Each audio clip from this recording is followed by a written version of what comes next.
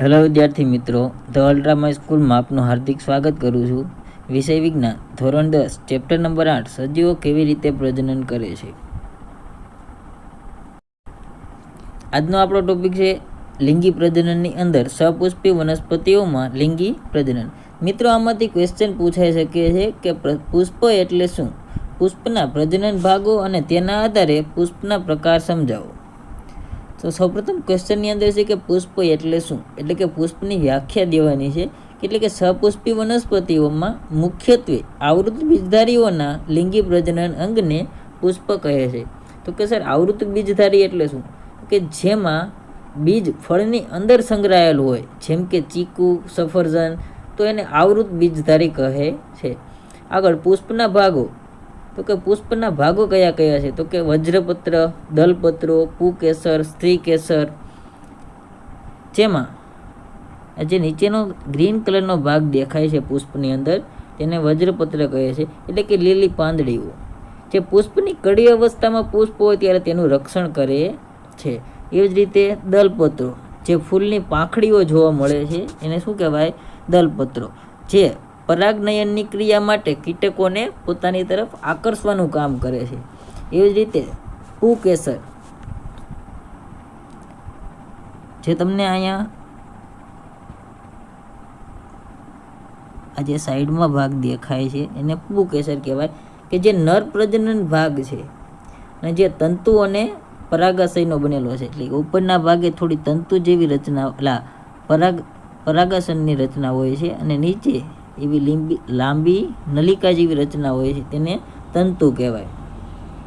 અને ઉપરનો જે ભાગ દેખાય છે એને પરાગાશન કહેવાય.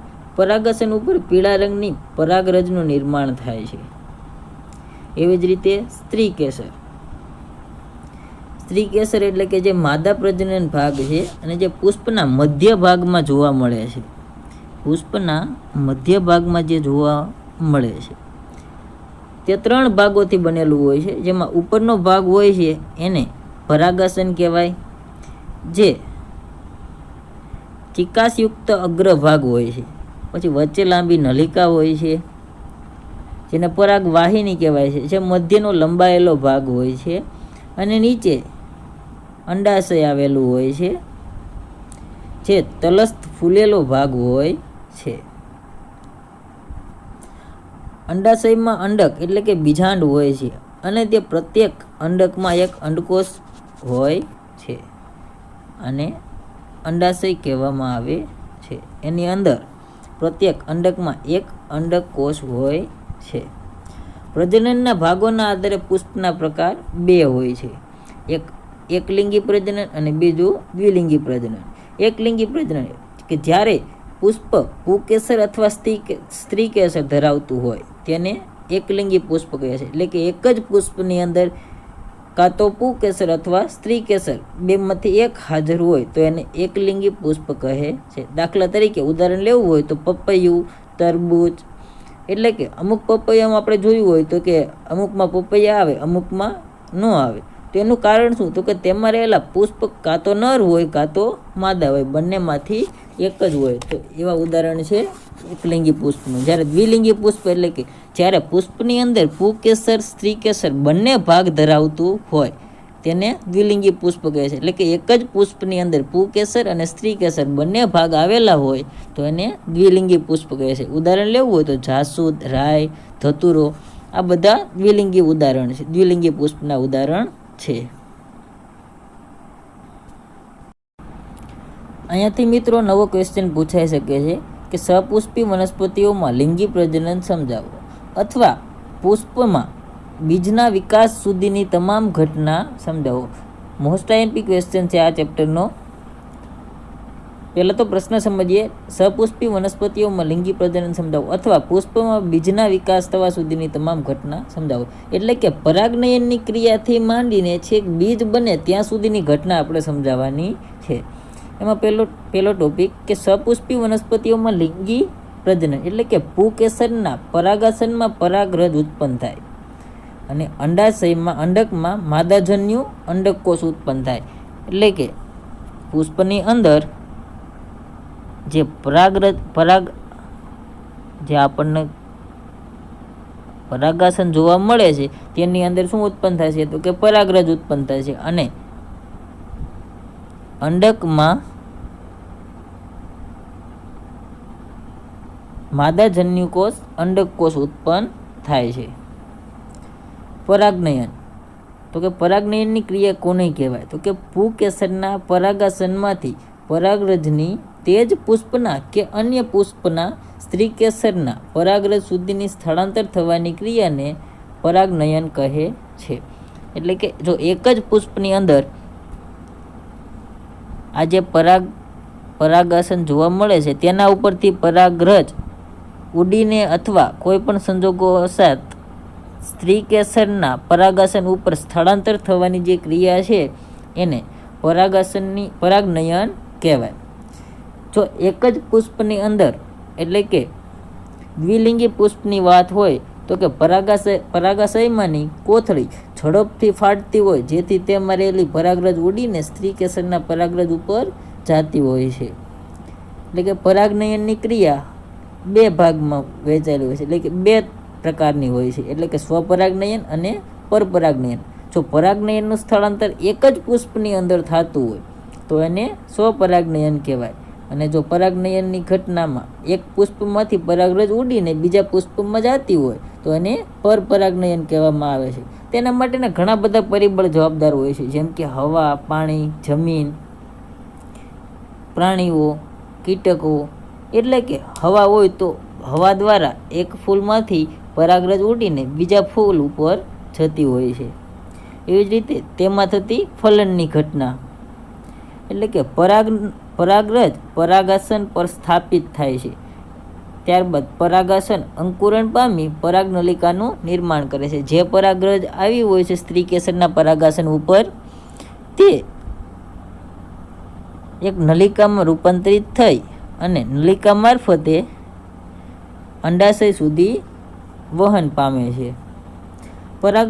પરાગનલિકા પરાગવાહિનામાં લંબાઈને અંડક સુધી પહોંચે છે.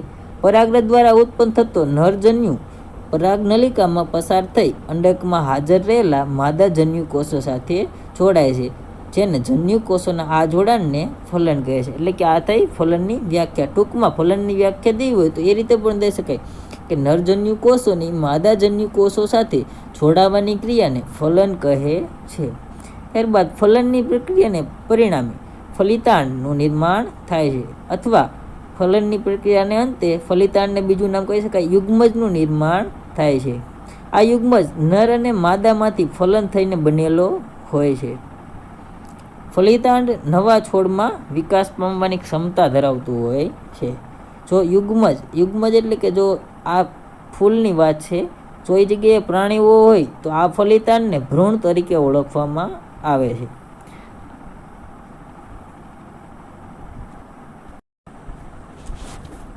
ફલન પછીની ઘટના. ફલન પછી અંડકમાં યુગ્મજ અનેક વિભાજન પામી ભ્રૂણનું નિર્માણ કરે છે. ત્યારબાદ અંડકની ફરતે સખત આવરણ પામે છે. તેને અંડક ક્રમશઃ બીજમાં પરિવર્તન થાય છે. એટલે કે જે બીજ બન્યું હોય બીજની ફરતે એક મજબૂત આવરણ બને છે. બીજમાં ભાવિ વનસ્પતિ અથવા ભ્રૂણ હોય છે. એટલે કે ભાવિ એટલે કે ભવિષ્યમાં વનસ્પતિ બનવાની ક્ષમતા ધરાવે છે. તે અનુકૂળ પરિસ્થિતિમાં નવા છોડમાં વિકાસ પામે છે અને આ ક્રિયાને બીજાંકુરણ કહે છે. આ થઈ બીજાંકુરણની વ્યાખ્યા દી હોય તો એટલે કે બીજમાં ભાવિ વનસ્પતિ અથવા ભ્રૂણ હોય છે તે અનુકૂલિત પરિસ્થિતિમાં નવા છોડ તરીકે વિકાસ પામે છે અને આ જે ક્રિયા બને છે એને બીજના અંકુરણની ક્રિયા કહે છે. એટલે કે ઉદાહરણ લેવું હોય તો કે મગફળીની અંદર આપણે દાણાની અંદર ભાગ કરવામાં આવે તો એક દાણાની અંદર એક ઉપસેલો ભાગ જોવા મળે છે. એ જે ઉપસેલો ભાગ છે તેને ભ્રૂણ કહેવાય. આ દાણાને જમીનની અંદર દાટી દેવામાં આવે તો તેને ભેજ મળે છે અને ત્યારબાદ તે ભ્રૂણ વિકાસ પામીને છોડમાં પરિવર્તન પામે છે. અને જે આ ઘટના બને એને શું કહેવાય તો કે બીજાંકુરણ કહે છે. અંડાશય ઝડપથી વૃદ્ધિ પામે છે અને પરિપક્વ થઈ ફળમાં રૂપાંતર પામે છે. ત્યારબાદ માનવમાં લિંગી પ્રજનન. મિત્રો આમાંથી અલગ અલગ ક્વેશ્ચન અલગ અલગ રીતે પૂછાઈ શકે છે. પહેલો ક્વેશ્ચન એ રીતે પૂછાઈ શકે કે યૌનારંભ એટલે શું? યૌનારંભ દરમિયાન જોવા મળતા સામાન્ય શારીરિક અને લૈંગિક પરિવર્તનો અથવા ફેરફાર જણાવો. અથવા બીજી રીતે એ રીતે ક્વેશ્ચન પૂછે છે કે ટૂંકનો લખો કિશોરાવસ્થા અથવા મુગ્ધાવસ્થા. સૌપ્રથમ પહેલો ક્વેશ્ચન સમજીએ, એટલે કે યૌનારંભ એટલે શું? એટલે કે યુવાનીનો આરંભ થવો. ત્યારબાદ એમાં એવું આવ્યું કે યૌનારંભ દરમિયાન જોવા મળતા સામાન્ય શારીરિક એટલે કે જે બહારથી જોઈ શકાય તેવા ફેરફાર, અને લૈંગિક પરિવર્તન એટલે કે જે શરીરની અંદરના ભાગોમાં થતો ફેરફાર. એટલે કે જે ઉંમરે પ્રજનનાંગો ક્રિયાશીલ બને તેમજ છોકરો અને છોકરીઓ જાતીય રીતે પરિપક્વતા મેળવે તેને યૌનારંભ કહેવામાં આવે છે. સામાન્ય શારીરિક વૃદ્ધિનો દર ધીમો થવાની શરૂઆત થાય. એટલે કે આમ જોવા જાય તો નાના બાળક હોય તો તે વર્ષે ને વર્ષે 2 થી 3 કિલો એના વજનમાં વધારો થતો હોય, પણ જ્યારે 11થી મતલબ કે નોર્મલ પરિપક્વતા 11 થી 14 વર્ષની વચ્ચે આવે છોકરો હોય કે છોકરી, જે 11 થી 14 વર્ષના કે તે પછીના સમયમાં તેની વૃદ્ધિનો દર તેમાં ઘટાડો થાય છે. જ્યારે બાળક નાનું હોય ત્યારે તેની વૃદ્ધિ એટલે કે ઉંમર વિકાસ વધારે થતો હોય જે આપણે જોઈ શકતા હોઈએ છીએ. પ્રજનન પેશીઓ પરિપક્વ થાય છે અને કિશોરાવસ્થા એટલે કે મુગ્ધાવસ્થાના આ સમયગાળાને યૌનારંભ કહે છે. કિશોરાવસ્થા દરમિયાન સામાન્ય ફેરફારો એટલે કે છોકરા અને છોકરીઓમાં થતા સામાન્ય ફેરફાર નીચે મુજબ છે. એટલે કે બગલ અને જાંઘોની મધ્યના જનનાંગીય વિસ્તારમાં વાળ ઉગે છે, તેનો રંગ ઘેરો હોય છે. હાથ, પગ તેમજ ચહેરાના ભાગે નાના નાના રોમ જોવા મળે છે. ઊંચાઈ અને વજનમાં વધારો થાય છે. ત્વચા સામાન્ય રીતે તેલી બને છે. ક્યારેક ચહેરા પર ખીલ પણ ઉદ્ભવે છે. આ બધી ઘટના બંનેમાં સામાન્ય હોય છે. એટલે કે છોકરા અને છોકરીઓમાં સામાન્ય જોવા મળે છે. મોટે ભાગે હાથ, પગ તેમજ ચહેરાના ભાગે નાના રોમ ઉગે છે, જે નરની અંદર થોડી વધારે હોય છે, જેને આપણે દાઢી મૂછ કહીએ છીએ. જ્યારે જાતીય ગુણ લક્ષણો એટલે કે છોકરા અને છોકરીઓમાં જોવા મળતા અલગ અલગ લક્ષણો, એટલે કે છોકરીઓમાં તો કે અંડપિંડ માદા જાતીય અંતઃસ્ત્રાવોનો સ્ત્રાવ કરે છે, જેમાંથી એમ કહી શકાય કે ઇસ્ટ્રોજન અને પ્રોજેસ્ટેરોન નામના 2 અંતઃસ્ત્રાવની શરૂઆત થાય છે. એ અંડપિંડ અંડકોષનું મુક્ત કરવાની શરૂઆત કરે છે. પ્રજનન અંગો વિકાસ થાય છે અને સ્તન ગ્રંથિઓનો વિકાસ પામે છે અને તેના કદમાં વધારો થાય છે. રજોસ્ત્રાવ થવાને કારણે માસિક ચક્ર એટલે કે ઋતુચક્રની શરૂઆત થાય છે. આ બાબતમાં આપણે આગળ ડિટેલમાં અભ્યાસ કરીશું, આગળ ટોપિક આવે છે. ત્યારબાદ એવું કહી શકાય કે નિશ્ચિત ઉંમરમાં અમુકમાં મંદ ગતિએ વિકાસ થતો હોય, અમુક નાનું બાળક હોય થોડું મોટું થાય ધીમે ધીમે એમાં ઝડપથી વિકાસ થતો હોય, એ બધામાં થોડો થોડો અલગ અલગ હોય છે. જ્યારે છોકરાઓમાં જોવા મળતા સામાન્ય ફેરફારો એટલે કે શુક્રપિંડ નરજાતીય અંતઃસ્ત્રાવોનો સ્ત્રાવ કરે છે, એટલે કે જેમાં ટેસ્ટોસ્ટેરોન તરીકે ઓળખાય છે. શુક્રપિંડ શુક્રકોષોનું ઉત્પાદન કરે છે અને અન્ય ઘણા ફેરફાર કિશોરાવસ્થામાં જોવા મળે છે. ચહેરા પર દાઢી મૂછનો વિકાસ થાય છે. શરીર વધારે સ્નાયુબદ્ધ બને છે, એટલે કે આપણે એમ કહીએ ને કે શરીરની મજબૂતાઈ વધી, બોડી વધી, છાતીનો ભાગ ફૂલેલો આગળ આવી જાય, આ બધા સ્નાયુબદ્ધ બને છે. અવાજ કર્કશ અને જાડો બને છે. જ્યારે ખભા અને છાતીનો ભાગ વિસ્તૃત બને છે. જ્યારે શિશ્ન પ્રસંગોપાત મોટું અને સખત થઈ ઉર્ધ્વ સ્તર બને છે. અહીંયાથી 1-2 માર્કનો નવો ક્વેશ્ચન પૂછાઈ શકે છે કે લિંગી પ્રજનન માટે 2 સજીવો અથવા વ્યક્તિઓ વચ્ચે જનન કોષોનું સ્થળાંતર કેવી રીતે થાય છે. એટલે કે લિંગી પ્રજનનમાં 2 સજીવના જનન કોષોનું સંમિલન નીચેના પૈકી કોઈ પણ એક રીતે થતું હોય. આપણી બુકમાં 2 રીત આપેલી છે, કોઈ પણ એક રીતે થતું હોય છે. એમાંની પહેલી રીત એટલે કે સપુષ્પી વનસ્પતિઓમાં પુષ્પના પરાગાશયમાંથી પરાગરજ શરીરની બહાર મુક્ત થાય છે અને નરમાંથી જનન કોષો મુક્ત થાય છે. અથવા દેડકા જેવા પ્રાણીઓમાં નર અને માદા જનન કોષોનું શરીરની બહાર ફલન થાય છે, જેને બાહ્ય ફલન કહે છે. એટલે કે શરીરની બહાર થતું જે ફલન હોય એને બાહ્ય ફલન તરીકે ઓળખવામાં આવે છે. બીજું છે 2 વિજાતીય પ્રાણીઓમાં સમાગમ દરમિયાન તેના શરીરના જોડાણ ત્યારે ફલન માટે નર જનન કોષો માદાના શરીરના આંતરિક સ્થળાંતર પામે છે અને તેને અંતઃફલન કહે છે. જે પ્રાણીઓમાં અંતઃફલન જોવા મળે છે. મોટાભાગના પ્રાણીઓમાં અંતઃફલન જોવા મળે છે. અંતઃફલન માટે નર અને જનન કોષો માદાના શરીરમાં સ્થળાંતરિત કરવા સસ્તન પ્રાણીમાં જાતીય સમાગમ માટે વિશિષ્ટ મૈથુન અંગ શિશ્ન હોય છે. ત્યારબાદ નર પ્રજનન તંત્ર. મિત્રો, આમાંથી એવો પણ પ્રશ્ન પૂછાઈ શકે કે માત્ર ખાલી આકૃતિ આપેલી હોય અને એરા મારેલા હોય અને આપણને નામ નિર્દેશન પૂછે છે. અથવા બીજી રીતે પ્રશ્ન પૂછાઈ શકે કે પુરુષનું પ્રજનન તંત્ર આકૃતિ સહિત સમજાવો અથવા વિસ્તૃત રીતે સમજાવો નર મનુષ્યનું પ્રજનન તંત્ર. પુરુષનું પ્રજનન તંત્ર મુખ્યત્વે બે ભાગમાં વહેંચાયેલું હોય છે. એટલે કે શુક્રકોષોનું ઉત્પાદન કરતું અંગ અને બીજું શુક્રકોષોને ફલન સ્થાન સુધી પહોંચાડનારા અંગો. એટલે કે બે ભાગમાં વહેંચાયેલું હોય છે.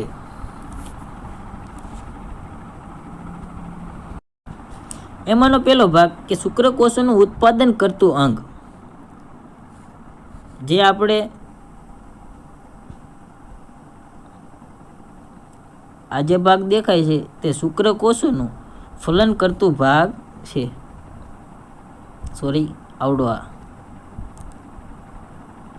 આ જે ભાગ દેખાય છે એને શુક્રકોષોનું ફલન કરતો ભાગ કહેવાય. એટલે કે શુક્રપિંડ કહે છે. એટલે કે ઉદરગૃહની બહાર વૃષણ કોથળીમાં એક જોડ શુક્રપિંડ આવેલા હોય છે. શુક્રકોષોનું નિર્માણ માટે શરીરના સામાન્ય તાપમાન એટલે કે 37 સેલ્સિયસ અથવા 2 થી 3 ડિગ્રી સેલ્સિયસ નીચું તાપમાન જરૂરી છે. આ મિત્રો, આ ક્વેશ્ચન MCQમાં પૂછાઈ શકે કે શુક્રકોષોના નિર્માણ માટે શરીરના સામાન્ય તાપમાન કેટલું રાખવું જોઈએ, કે એટલે કે સામાન્ય તાપમાન કરતાં 2 થી 3 સેલ્સિયસ નીચું રાખવું જોઈએ. શુક્રપિંડોમાં શુક્રકોષોનું ઉત્પાદન થાય છે અને શુક્રપિંડ નર જાતીય અંતઃસ્ત્રાવ ટેસ્ટોસ્ટેરોનનો સ્ત્રાવ કરે છે. છોકરાઓમાં ટેસ્ટોસ્ટેરોન એટલે કે શુક્રકોષોના ઉત્પાદનનું નિયંત્રણ અને છોકરાઓમાં યુવા અવસ્થાના લક્ષણો એટલે કે જાતીય ગુણ લક્ષણોનું પણ નિયંત્રણ કરે છે. ત્યારબાદ એમાંથી બીજું છે એટલે કે શુક્રકોષોના ફલન સ્થાન સુધીને પહોંચાડનાર અંગ એટલે કે બીજો ભાગ, જેમાં શુક્રવાહિની એટલે કે શુક્રપિંડમાં ઉત્પન્ન થતા શુક્રકોષોનું શુક્રવાહિની દ્વારા સ્થળાંતર થાય છે.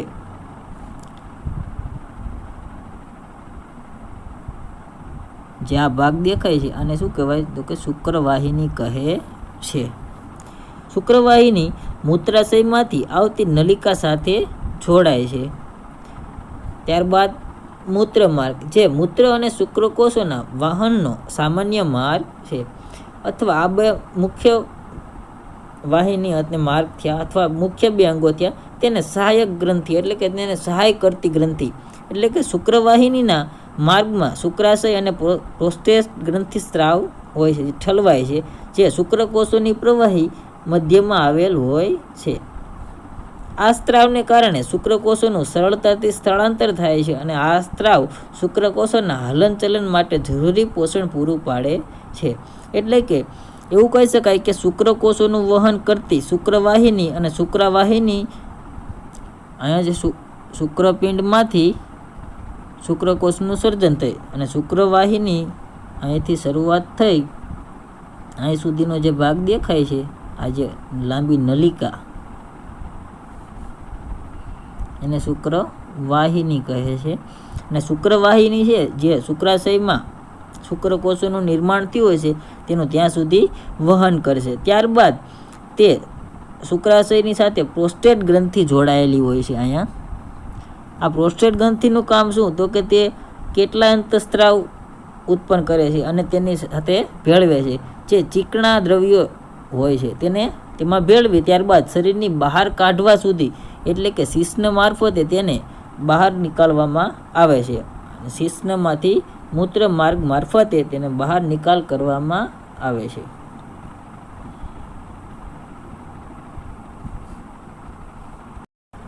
મિત્રો, અહીંયાથી 2 માર્કનો એક નાનો એવો ક્વેશ્ચન પૂછાઈ શકે છે કે નર જનન કોષો સમજાવો. એટલે કે શુક્રકોષો નર જનન કોષો છે. આ શુક્રકોષ સૂક્ષ્મ રચના છે જે શીર્ષ અને પૂંછડી જેવી રચના ધરાવે છે. એટલે કે એટલે કે એક શીર્ષ અને એક પૂંછડી જેવી રચના ધરાવે છે. એમાં જે આગળનો ભાગ દેખાય છે એને શીર્ષ કહેવાય, પાછળનો જે ભાગ દેખાય છે એને પૂંછ તરીકે ઓળખવામાં આવે છે. જે શુક્રકોષના શીર્ષના કોષ કેન્દ્રમાં આનુવંશિક દ્રવ્ય એટલે કે DNA હોય છે, જે માત્ર પિતા તરફથી મળે તે રહેલા હોય છે. તે નર પિતૃના આનુવંશિક લક્ષણોનું વહન કરે છે. લાંબી પૂંછડી શુક્રકોષોને માદા પ્રજનન કોષ તરફ સ્થળાંતર કરવા માટે મદદરૂપ થાય છે, એટલે કે અંડકકોષ સુધી લઈ જવા માટે પૂંછડી મદદરૂપ થાય છે. જય હિન્દ.